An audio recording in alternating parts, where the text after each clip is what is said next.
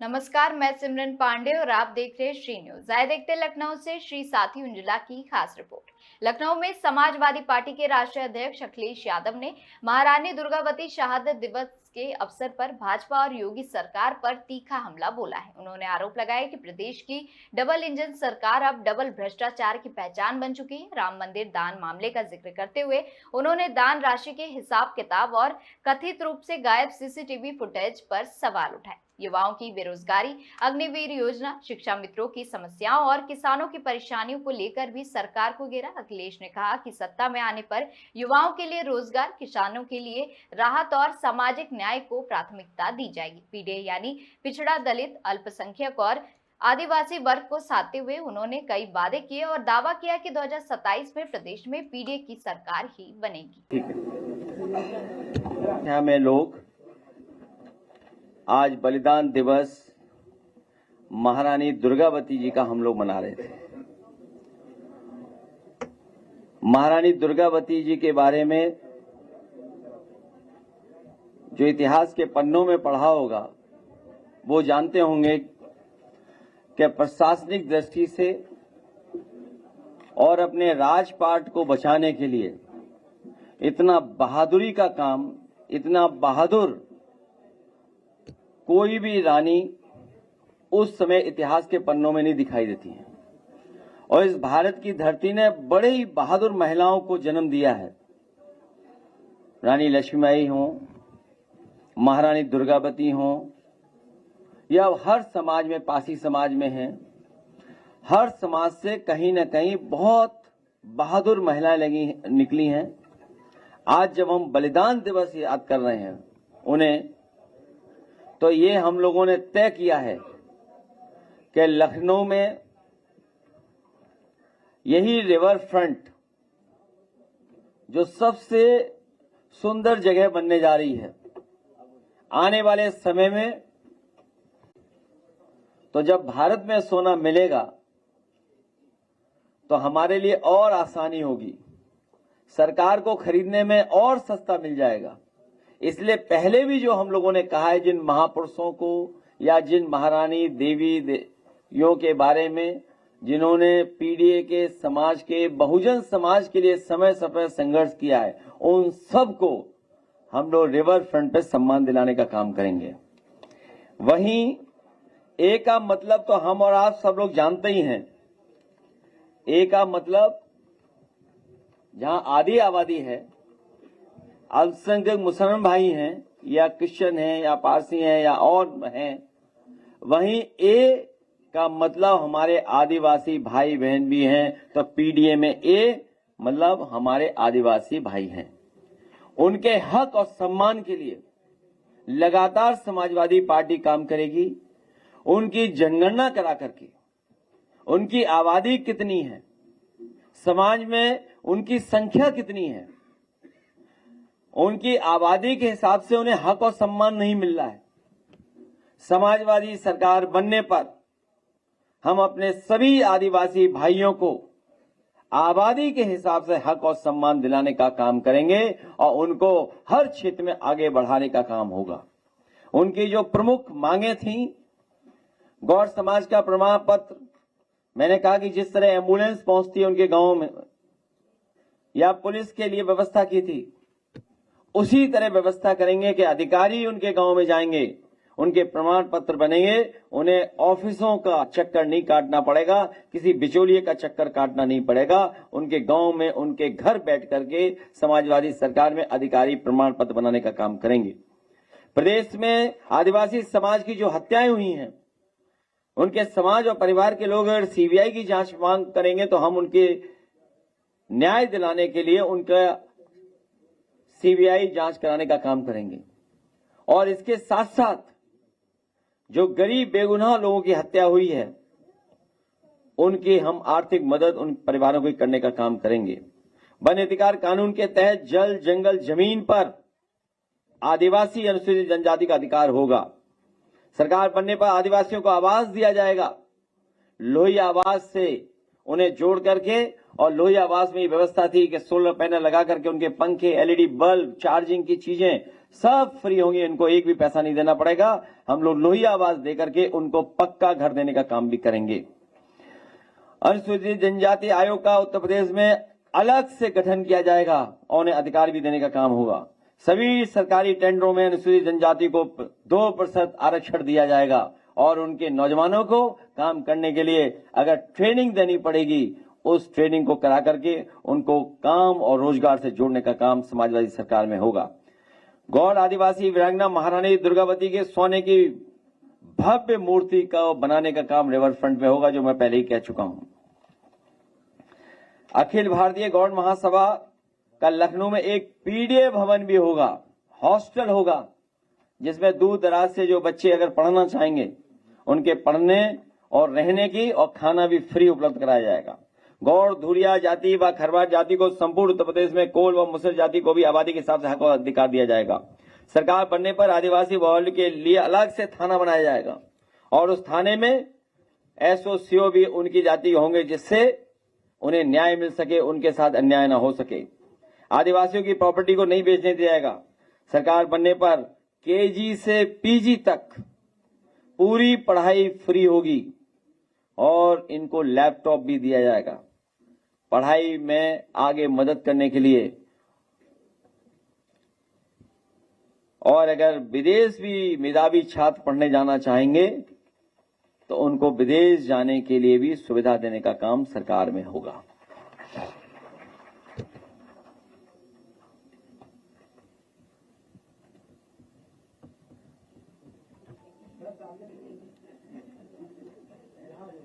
हैं? अरे यहां अच्छा लगता है।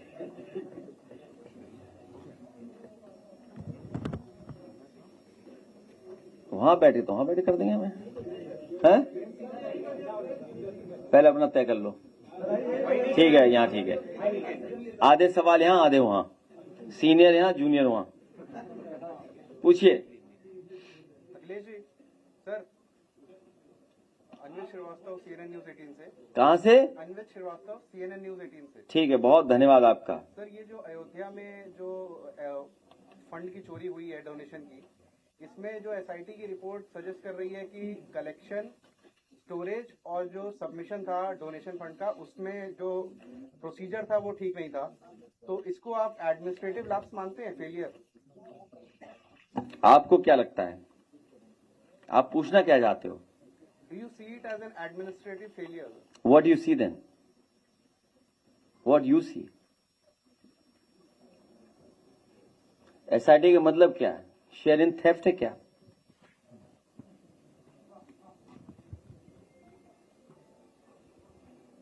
भाई SIT का मतलब क्या हुआ? शेयर इन थेफ्ट या और कुछ बोले हम? If you can please elaborate. बाकी एलेबोरेट आपके लिए है, हैं? या ये हम कहें सेंड इन ट्रस्ट?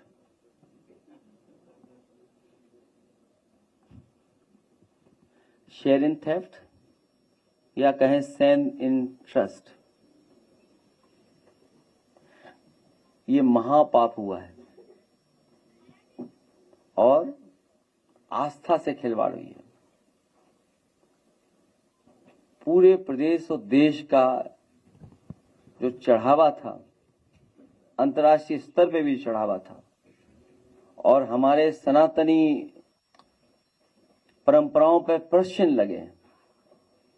ये बहुत सेंसिटिव है, इशू बहुत सेंसिटिव है और इशू इसलिए सेंसिटिव है कि आस्था से जुड़ा हुआ है। और अभी तो आपकी क्रेडिबिलिटी का सवाल है, चैनलों की। सवाल विपक्ष की क्रेडिबिलिटी का नहीं है। ये तो अभी दाना गाना वाले और ये कब तक चलेगा फंसाना वाले, इनकी क्रेडिबिलिटी का सवाल है। अगर ये सवाल आप पूछ रहे हैं मुझसे तो आपकी भी क्रेडिबिलिटी बनती है कि आप क्या ढूंढ रहे हैं इसमें। आप भी तो लोकतंत्र को मजबूत कर रहे हैं, आपकी भी तो जिम्मेदारी है। और हमें उम्मीद है जिस तरीके से पत्रकार साथी और कुछ चैनल भेदभाव करते हैं विपक्ष के लोगों के साथ, कम से कम आस्था और सनातनी परंपरा से भेदभाव नहीं करेंगे, उसे कम से कम सच्चाई सामने लाने का काम करेंगे। अलीगंज में जो अग्निकांड हुआ है, 15 लोगों ने अपनी जान गंवाई है, किसी भी बड़े अधिकारी के ऊपर कार्रवाई नहीं हुई है, सिर्फ छोटे कर्मचारियों और इंजीनियरों पर कार्रवाई करके संस्तुति करके मामले को टाला जा रहा है। जो पोस्टेड नहीं थे, जो रिटायर थे, उनके ऊपर कार्रवाइयां हो गई, लेकिन किसी आईएएस और पीसीएस का नाम नहीं लिया गया। जो जोनल रहे या जो वर्तमान में उपाध्यक्ष है या जो पूर्व में उपाध्यक्ष रहे, किसी का भी नाम नहीं आया था। क्या करना चाहिए? पहले तो अयोध्या से सीधे चले गए अलीगंज, अलीगंज का भी नाम बदल दो।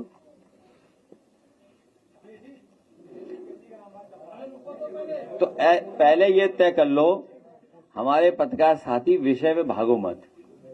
आदिवासी भाई बहनों की बात हमने कह दी कि उनको हक और सम्मान दिलाएंगे, उनके शिक्षा का स्तर बेहतर करेंगे, उनको सम्मान के साथ साथ राजनीतिक सम्मान भी देंगे, राजनीतिक स्थान भी उन्हें मिले, तो उनका समाज एक साथ आगे बढ़ने का काम करेगा। और 10 साल में उनके साथ बहुत भेदभाव हुआ। जो आदिवासी अपने हर परंपरा पे गर्व करते हैं, उन्हें बनवासी बना दिया, वो स्वीकार नहीं कर रहे हैं।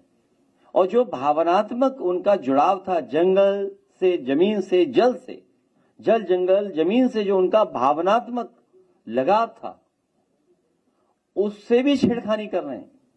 एक पेड़ मां के नाम, और हमारी धरती मां है, तो धरती मां के साथ क्या कर रहे हैं खिलवाड़। करोड़ों पेड़ लगाने वाले, दावा करने वाले लोग जमीनी को बेच दे रहे हैं और अपने व्यक्तिगत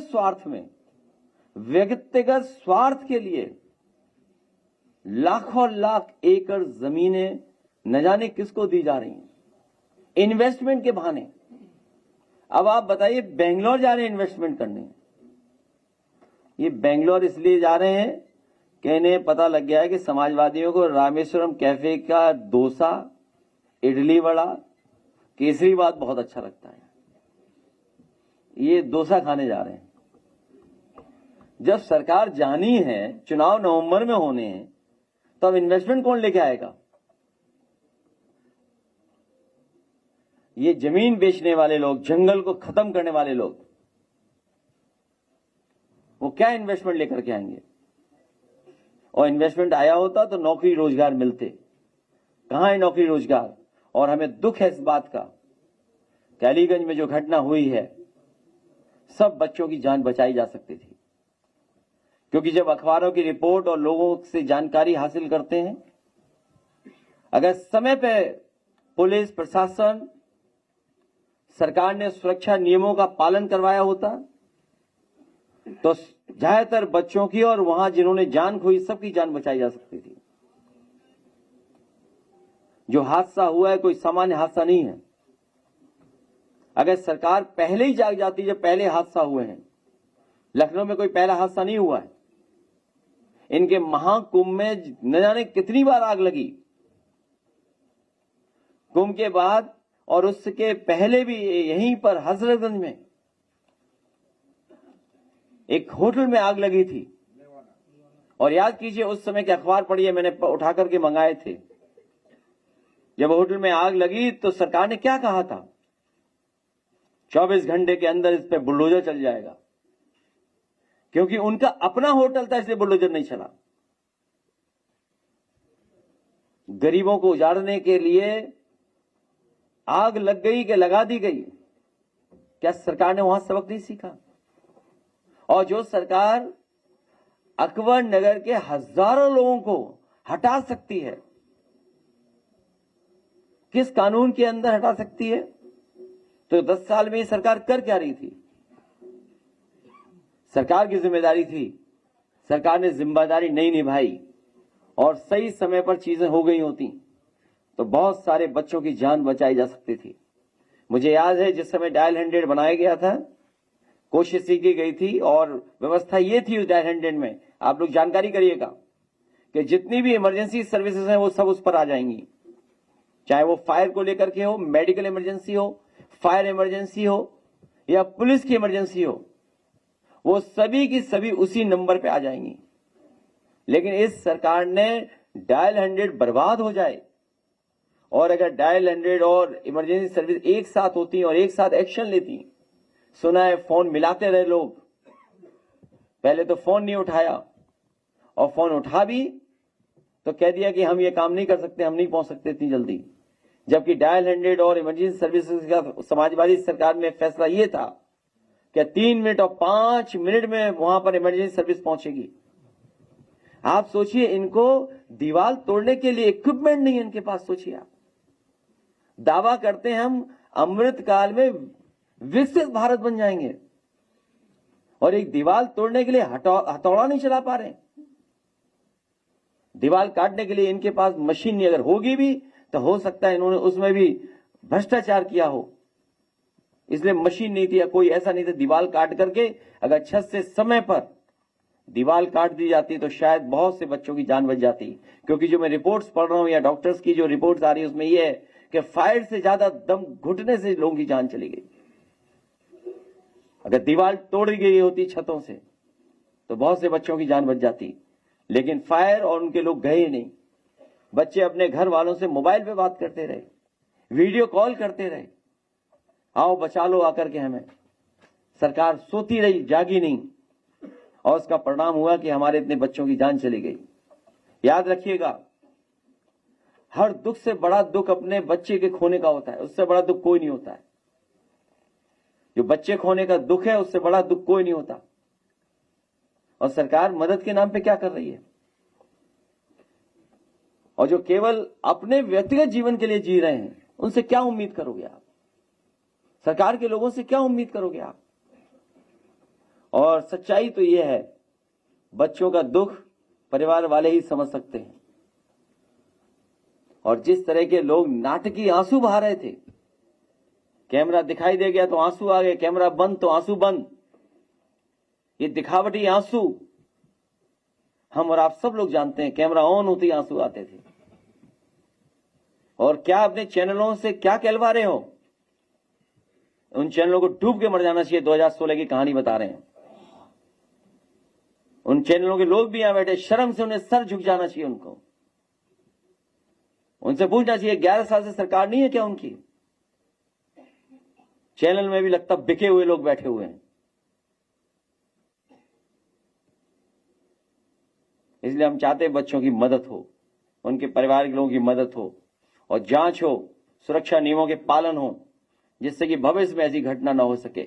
और कभी सोचे, जो सरकार में फैसला लेते हैं, कि कभी वो उन परिस्थितियों में फंस जाए तो वो क्या फैसला लेंगे, कैसे निकलेंगे, कैसे बचेंगे। जब तक अपने खोए का दुख नहीं आएगा तब तक शायद काम नहीं होगा। और अधिकारी भी कितने होशियार हैं, जिन अधिकारियों की जेब गर्म होती है, जेब भरी जाती है, वो मुख्यमंत्री जी को वहां ले गए और उन्हें फेस बना दिया। अब वो जाने, उनके अधिकारी जाने, खासम खास अधिकारी। अगर कोई दोषी है तो वो अधिकारी और सरकार, और खुद सरकार दोषी है इसके लिए।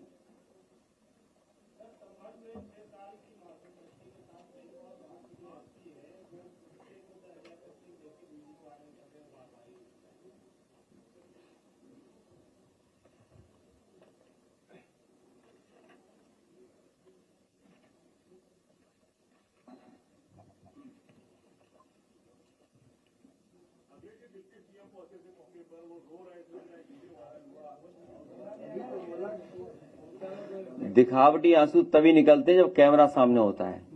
आपने खुद देखा होगा ये बात। तो ये आपको कहना चाहिए कि कैमरा होता है तो आंसू आते हैं।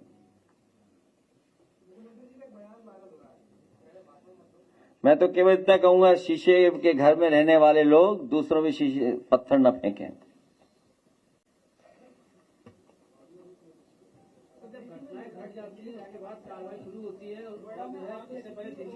क्या लगता है अध्यक्ष जी कि बड़े अधिकारियों पे और हो रही है?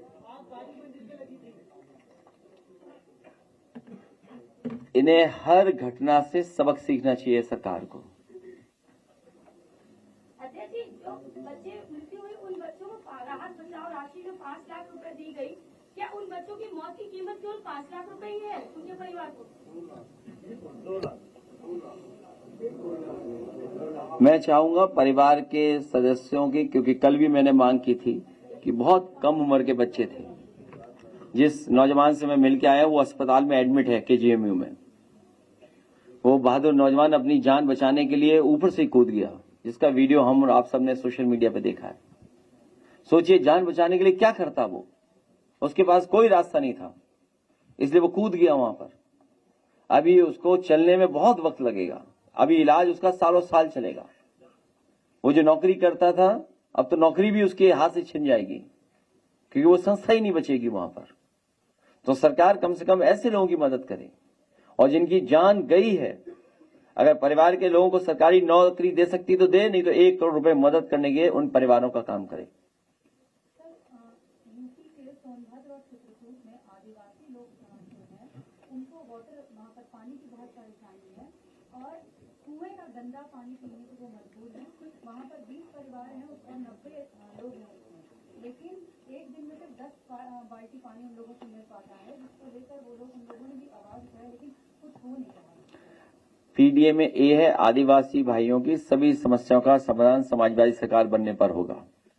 मैं उन सभी आदिवासी भाइयों से कहूंगा जिनको पानी या सुविधाएं या इस तरह का नहीं मिल पा रहा है, इस भारतीय जनता पार्टी को सरकार को हटाएं, समाजवादी सरकार बनाएं।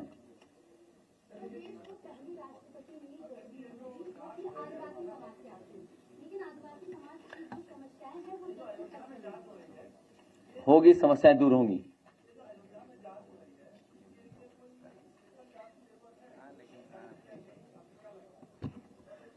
अब शेयर इन थेफ्ट में तो कुछ विशेष होना चाहिए।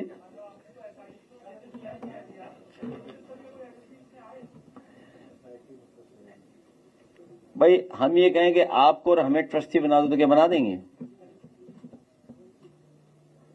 भाई सब देख रहे हैं लोग।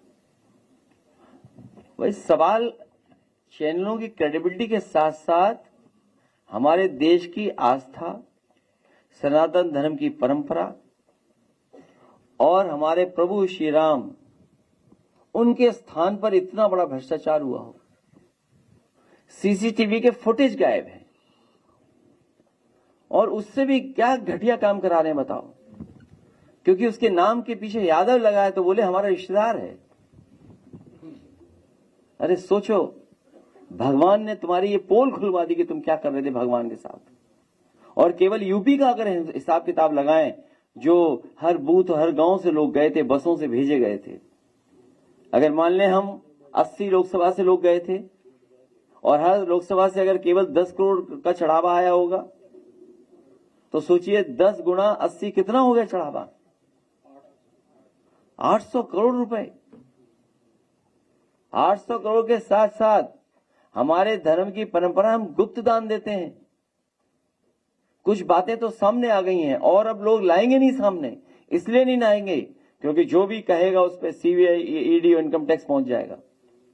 क्या आप बताइए, जो डायमंड की बात कर रहे हैं आप, या आप चांदी की शिला की बात कर रहे हो, या आप और सोने की बात कर रहे हो जो चढ़ाया है आपने, उसके लिए ईडी, सीबीआई, इनकम टैक्स और पहुंच जाएगी। तो जांच तो दूर, दान देने वालों की भी जांच हो जाएगी। और गुप्त दान वालों ने अगर बता दिया तो समझ लो क्या होगा उनके साथ। आप सोचिए क्या हुआ है देश और दुनिया के सामने। गरीब, एक झोपड़ी में रहने वाला भी जान गया होगा कि क्या कर दिया इन्होंने। आप खुद सोचिए ना। और अब तो चैनल भी बहस करने लगे हैं, मन मार के बहस कर रहे हैं वो लोग। कितना कंट्रोल भाषा में बोल रहे हैं। इतना शिष्टाचार तो कभी टीवी पे दिखाई नहीं। बीजेपी को बचाने के लिए इतना शिष्टाचार, बताइए, भाषा में इतने सॉफ्ट स्पोकन।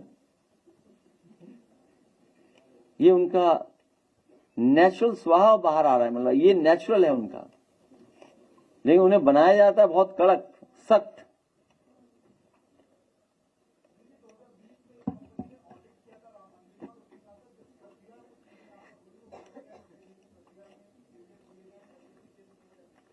अभी ऑडिट हमने किया है, ये पीडी ऑडिट। एक किताब देना कोई हमें, दे दो। हाँ देखो, इसमें हमारे आदिवासी भाइयों के पहले पन्ने पे ही नौकरी 0 है।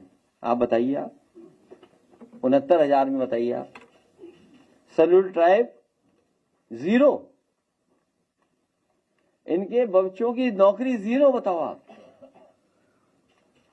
पहले ही पंडितें की ऑडिट, ये ऑडिट मानते कहां हैं? इसलिए एसआईटी बनी थी, शेयर इन थेफ्ट। आने लगे सवाल व्हाट्सएप पे।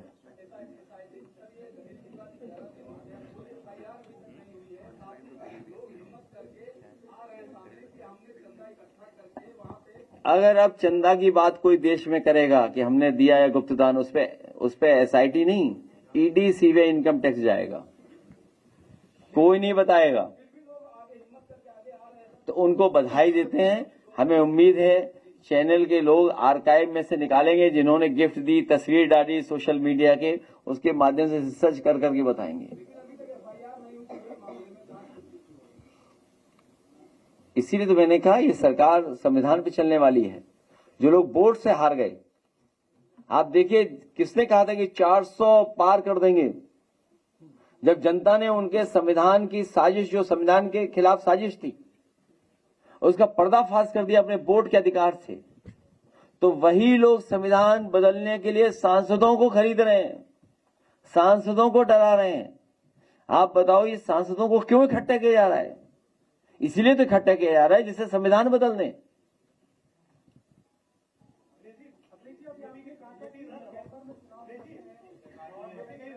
पूरी बात बोलिए है भाई, होंगे इसमें, उनका भी हाथ तो नहीं है जो सबसे ज्यादा ट्रिप करते हैं अयोध्या में।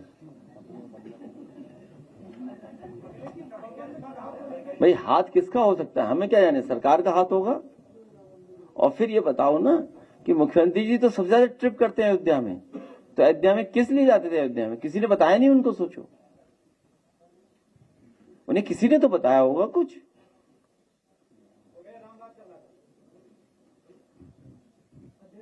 और वो जो दूसरी कहावत है, राम नाम की लूट है, आगे की लाइन तुम कह दो।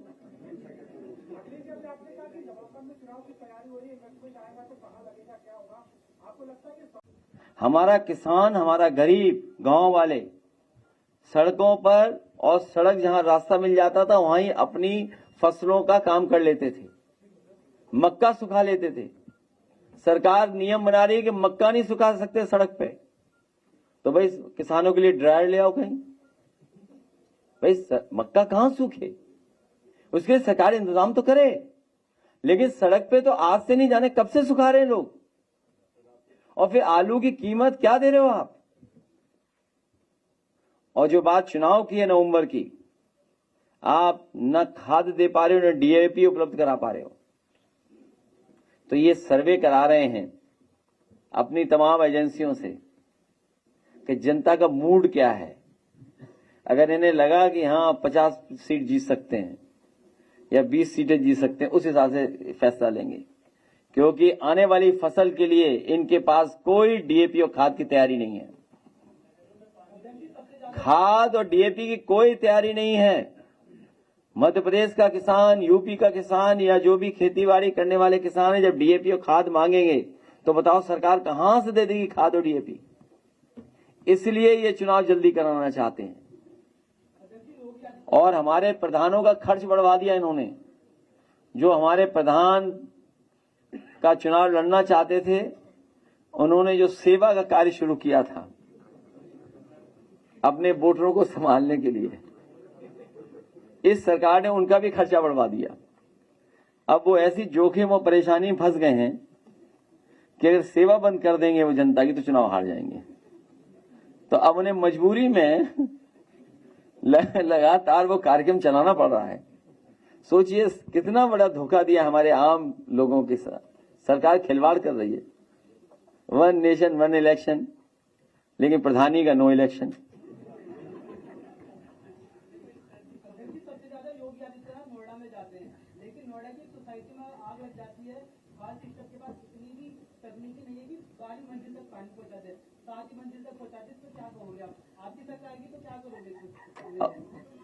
मुख्यमंत्री ने अपनी हाइट के हिसाब से मशीन खरीद ली होगी, या तुमने अपनी हाइट के हिसाब से मशीन खरीद ली कि यही मशीन पहुंच जाएगी ऊपर। और समाजवादी सरकार बनेगी तो किसी लंबे व्यक्ति से चेक करवाएंगे कि ऊंचे पहुंच जाते हो कि नहीं पहुंच पाते हो।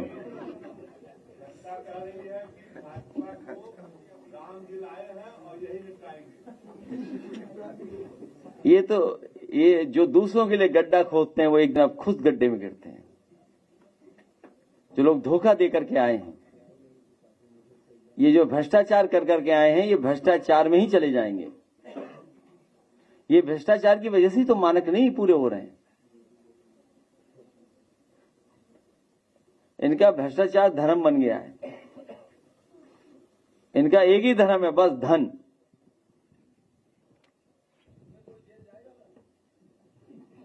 देखिए, न हमारे पास जेल है, न हमारे पास सरकार है।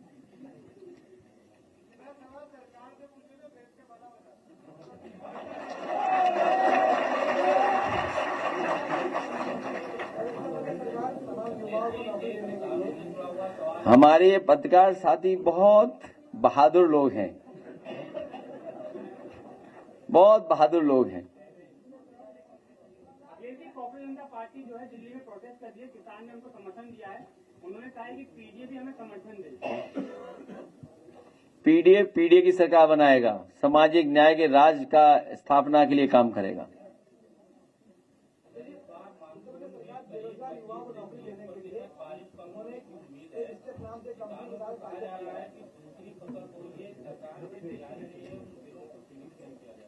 इसके बाद आप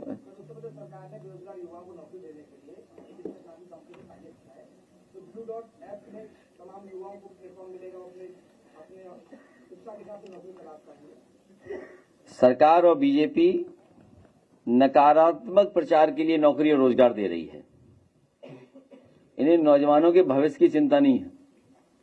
चुनाव की तैयारी कर रहे हैं कि जितना नकारात्मक प्रचार कर सकते हैं उसके लिए धन खर्चा कर रहे हैं। इनके एजेंडे में ही नहीं नौकरी, तो नौकरी कैसे देंगे। समाजवादी सरकार बनेगी तो रोजगार और नौकरी देने का इंतजाम किया जाएगा।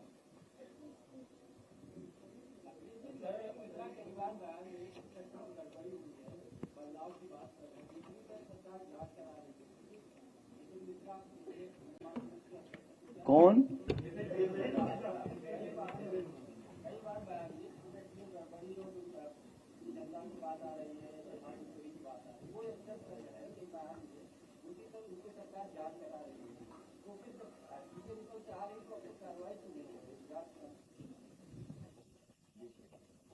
ये तो आप सवाल पूछ रहे हैं, इस पे तो आपको एक एक घंटे का कार्यक्रम चलाना चाहिए टीवी पर। Breaking news, breaking news. अच्छा चल रहा है तब ठीक।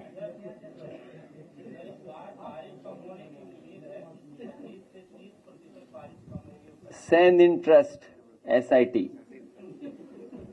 तो जब सेंध ही लग गई ट्रस्ट में, और फिर आप बताइए क्या नाम है, टिन्नू। बताओ, टिन्नू को इतना फेमस कर दिया, बताइए आप। देखिए,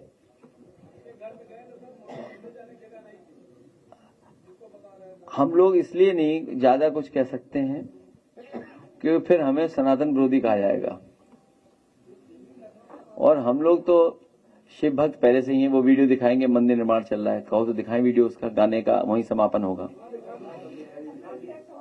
ठीक है, तो इस पे हम लोग कोई चर्चा नहीं करेंगे। हमें उम्मीद है कि सच्चे हिंदू, ईमानदार हिंदू और सत्य के रास्ते पे चलने वाले सनातन भाई लोग हमारे इस पत्रकार की आवाज सुनेंगे, हमारे इस पत्रकार भाई को न्याय दिलाएंगे, कम से कम उसके चैनल की क्रेडिबिलिटी बच जाए।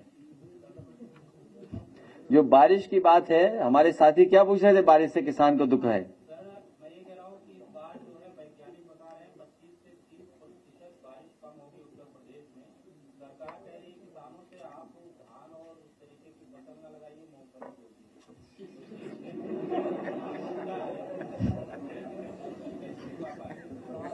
ये बताओ तुम कहां से ढूंढ लाए मूंगफली वाली बात। ऐसा मत करो, तुम सरकार का इतना मजाक मत उड़ाओ भाई। भाई अगर पत्रकार साथी भी मजाक उड़ाने लगे सरकार को, तो समझो सरकार जा रही है।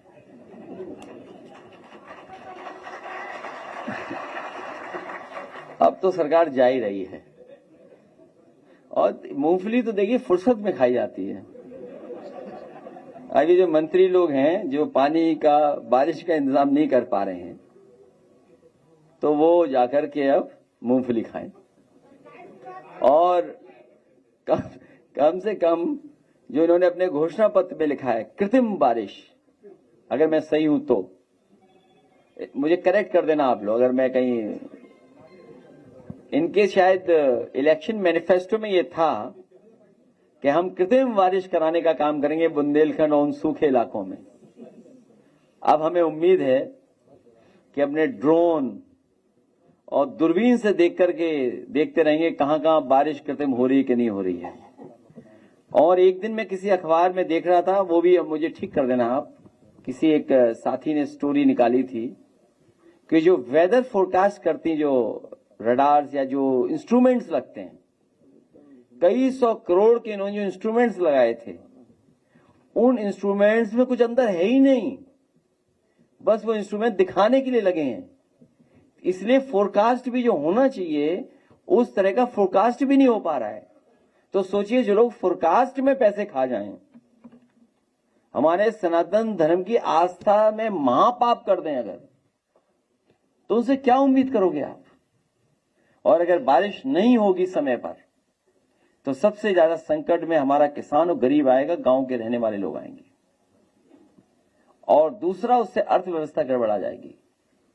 इसलिए सरकार को उचित कदम उठा करके पानी का इंतजाम और कैसे नहरों से पानी पहुंच जाए खेतों तक, उसका इंतजाम सरकार को कर देना चाहिए। फसल बदलने का सुझाव नहीं देना चाहिए। कल को न जाने कौन सी दूसरी फसल भी कहेंगे कि अभी तो मूंगफली लगा रहे हो, दूसरी फसल लगाओ।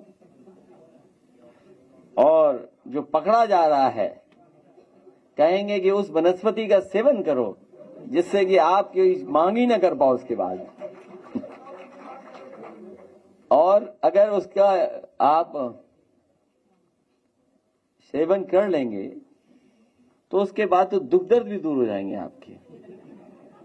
तो अगली बार मूंगफली ना उगाएं, आप वनस्पति की खेती करें। वनस्पति की खेती हो और बड़े पैमाने पर हो। अब उसके लिए कोई नई फसल लानी पड़ेगी, छिड़काव से चल जाए।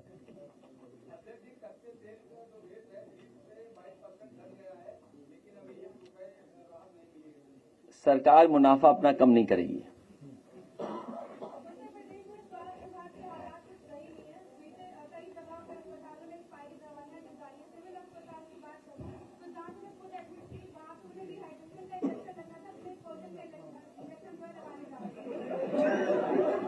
अब तुम मत काट लेना किसी को।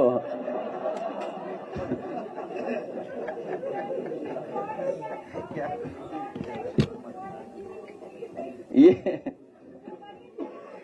अच्छा, ये मैंने आपको पहले भी कहा और फिर कहता हूं, हमारे अस्पतालों को भी इलाज की जरूरत है। कई अस्पताल वेंटिलेटर पे चले गए हैं। और सच्चाई ये है, कल केजीएमयू को मैंने देखा, इतना प्रेशर होगा डॉक्टरों पे जिसकी आप कल्पना नहीं कर सकते। इतना प्रेशर होगा उन पे कि कैसे मरीज को इलाज सही दें। ये जो हमारी बहन कह रही हैं, हो सकता है गलती से कोई और दवा दे दें, इंजेक्शन कोई और दे दें। कई बार हम लोगों को घटना सुनने को मिलती है कि इंजेक्शन कोई और देना था, कोई और दे दिया आपने। इस सरकार में तो ये तक देखा हम लोगों ने कि जिंदा आदमी को पोस्टमार्टम में भेज दिया, वो जिंदा होकर के निकला वहां। और जालौन में तो एक मरीज जिसको ऑपरेशन थिएटर में नहीं जाना था, उसे डॉक्टर और नर्स पकड़ करके जब ऑपरेशन थिएटर में ले गए और अच्छा हुआ उसे होश आ गया, वो ऑपरेशन थिएटर से भाग गया था वहां। तो अब ये तो मैं नहीं कह सकता हूं कि उस विभाग के मंत्री को इलाज की जरूरत है, लेकिन कम से कम अस्पतालों के इलाज की जरूरत है। और अस्पताल कैसे बनने चाहिए कभी आप जाना। और मैं कहूंगा आपसे कि अगर आप यूट्यूबर हैं, एक हमारे साथी ने बहुत अच्छा भी किया था कार्यक्रम, जहां हमने पूरे गांव के गांव शिफ्ट कर दिए थे। एक यूट्यूबर साथी ने बहुत अच्छी स्टोरी की थी। गांव के लोगों ने पूरी जमीन एक्सप्रेसवे को दे दी थी।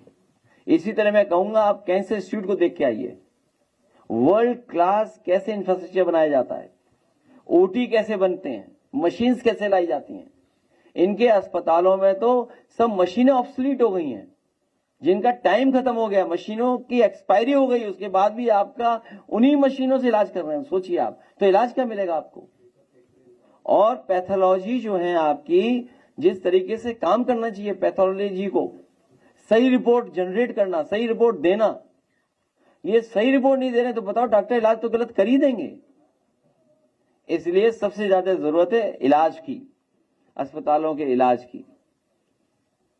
दवाई कहीं है नहीं, और इतनी दवाई महंगी हो गई है कि गरीब ले नहीं सकता दवाई, इलाज महंगा है। और प्राइवेट अस्पतालों में जाकर के लोग इलाज करा रहे हैं। मैंने पिछली बार आपको बताया था गोरखपुर का, 1000 नए प्राइवेट इंस्टीट्यूशन बन गए केवल गोरखपुर में, 1000 बन गए, 1000 से ज्यादा बन गए आगरा में। और जो सरकारी हॉस्पिटल है, मेडिकल कॉलेज में कोई सुविधा नहीं है। और कल ही मैं देख करके आया हूं केजीएमयू में जो नई बिल्डिंग बन रही है उसमें सरिया कम लगा रहे हैं लोग, आप चेक करवा लेना। जो नई बिल्डिंग बन रही है, जब मैंने गिनी तो हो सकता है उसमें सरिया कम लगा रहे हो, क्योंकि इन्हीं का प्रिय ठेकेदार काम कर रहा होगा। आप जानकारी कर लेना, जितना लोड के हिसाब से सरिया लगना चाहिए वो भी नहीं लगा रहे हैं। तो सोचो, जो बिल्डिंग के मटेरियल में चोरी करते हो। पुल गिरते हुए हमने नहीं देखे, हमने आपने हमीरपुर में गिर गया था पुल, कहां गिरा था? क्यों, प्लास्टिक के चावल खा गया हो गया? तो प्लास्टिक के चावल भी बिक रहे हैं। और कन्नौज में तो सोचिए, रेलवे स्टेशन में पता नहीं कहां से सड़ा गला बांस लगा रहे थे, ओ ऐसा हुआ कि पूरा गिर गया सब कुछ, रेलवे स्टेशन ही नहीं बन पाया। तो कितने पुल गिरे इनकी सरकार में हैं? और एक मंत्री हाफ कर दिया गया। आप कभी जांच करना आप इस बात की। आप बताइए, आप सब लोग बैठे हैं, बहुत से साथी चले होंगे इस सड़क पर, आगरा लखनऊ एक्सप्रेसवे। आज बताओ राइडिंग क्वालिटी क्या है 10 साल बाद, 11 साल हो गए उसके, आज ज्यादा हो गया। 16 में उद्घाटन कर दिया था हम लोगों ने, 16 से चल रही सड़क, सोचिए आज 26 है मान लीजिए।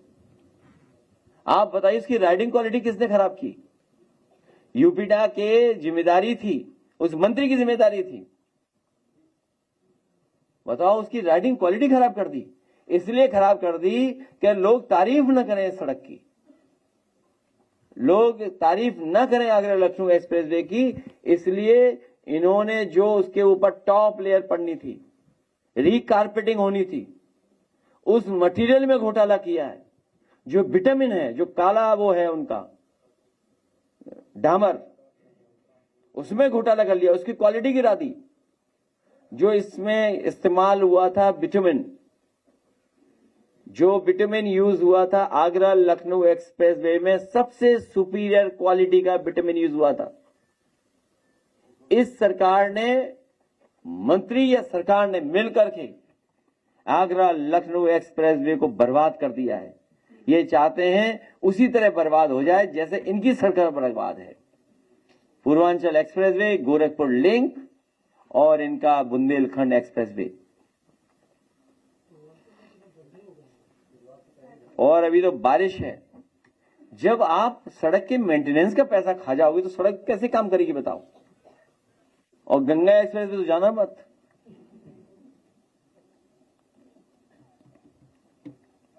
परिवहन विभाग में करोड़ों का बजट पास होता है। आप अभी आगरा एक्सप्रेस की बात कर रहे थे, आगरा में ही आज सुबह एक बस चलती है परिवहन विभाग की, चक्का निकल जाता, 8 लोग उसमें घायल हो, बस पूरी पलट गई।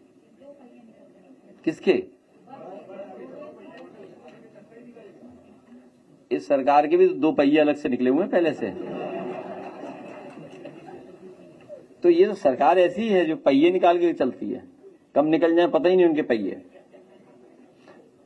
सबसे अच्छा है कि सरकार हटाओ, तब उत्तर प्रदेश खुशहाली और तरक्की के रास्ते पे जाएगा। हैं? उसके बारे में मैंने कह दिया कि बड़ी साजिश चल रही है भाजपा में। इंजन टकरा रहे हैं, इनकी टंकियां बड़ी हो गई हैं भ्रष्टाचार से। हर दिन झरना देखने को मिल रहा है हम लोगों को। डबल इंजन की डबल टंकी है भ्रष्टाचार की, तभी तो चल पाएंगे वो डबल इंजन। तो ये जो जमीनों घोटाले हो रहे हैं या जमीनों पे आरोप लग रहे हैं, ये बड़ी बड़ी साजिशें हो रही हैं, हम आप नहीं समझ पा रहे इनको। किसको? डेंटल डिपार्टमेंट को कभी नेताजी ने सबसे अच्छा बनाया था और डेंटल यूनिवर्सिटी तक बना दी थी, क्योंकि हमारे यहाँ बहुत लोगों के दांत खराब हो जाते हैं जल्दी जल्दी, कुछ खैनी वगैरह खाने की वजह से, कुछ पान खाने की वजह से, या कुछ सफाई नहीं रखते उसकी वजह से, बहुत से कारण हैं उसके। तो नेताजी ने पूरे देश में सबसे अच्छा डेंटल यूनिवर्सिटी बना दी थी और नेताजी ने जितने सामान खरीदे तो उस समय, सोचिए कब, 20-25 साल पहले, वो आज भी चल रहे हैं। सोचिए आप, कभी हमें कुछ डॉक्टर्स बताते हैं कि उस समय बनाया हुआ इंफ्रास्ट्रक्चर आज भी काम कर रहा है। ये तो कुछ करना ही नहीं चाहती सरकार, पता नहीं सो रही है कि आंख बंद करके चल रहे हैं कि किसी को देखना भी नहीं चाहते हैं लोग। और अहंकार सबसे ऊपर, टॉप पे है अहंकार। बताओ एक बहन को क्या कह रही है, भाषण मत दो। और हमारे चैनल भी कितने अच्छे हैं, म्यूट कर दिया चैनल ने। ऐसा मत करो भाई, कुछ और भी सुन लेने दो, पहले भी सुना चुके हो आप, कुछ ऐसा ही सुन लेते। एजेंसी थी वो, बताइए, एजेंसी भी ये काम कर रही है? एजेंसी को ये काम नहीं करना चाहिए। कौन है एजेंसी वाले? कहाँ है? आए हैं? क्यों ऐसा करते हो तुम? ऐसा मत करो भाई, सब कुछ आने दो।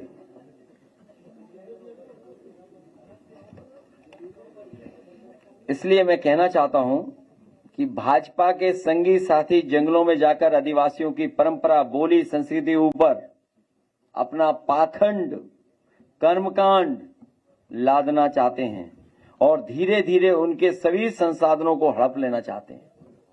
इसलिए हमारे आदिवासी भाइयों, सावधान रहिए इन संगी साथी अंडरग्राउंड अनरजिस्टर्ड लोगों से भी। वनवासी को आदिवासी कहना संविधान में दिए गए जनजाति की हकमारी की साजिश है, क्योंकि जब हम संविधान पढ़ते हैं तो जनजाति है उसमें, तो जनजातियों को मिलेगा। अभी एक साथी बता रहे थे कि कुछ एडमिनिस्ट्रेटिव जो सरकार में गलती हो गई थी, जिसकी वजह से उन्हें प्रमाण पत्र नहीं मिल पा रहे, उनको दूसरे लोग पा जा रहे हैं। इसलिए ये वनवासी को आदिवासी कहना संविधान में दिए गए जनजाति की हकमारी की साजिश है। ये बड़ी साजिश तैयारी कर रहे हैं संगी साथी लोग।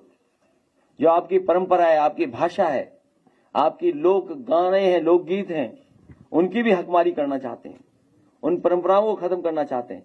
हम आपको भरोसा दिलाना चाहते हैं कि जब ए हमने पीडी में बनाया है, ए पहला शब्द है, समाजवादी सरकार बनेगी तो आदिवासी भाइयों को सबसे पहले प्राथमिकता पे उनके लिए योजनाएं और उनके लिए फैसले लिए जाएंगे समाजवादी सरकार में। और जल, जंगल, जमीन आपका जन्म सिद्ध अधिकार है, ये आपका जन्म सिद्ध अधिकार है, इसको कहीं छीनने नहीं दिया जाएगा और इसको सरलीकरण और आपको हक दिलाने के लिए समाजवादी सरकार में काम होगा।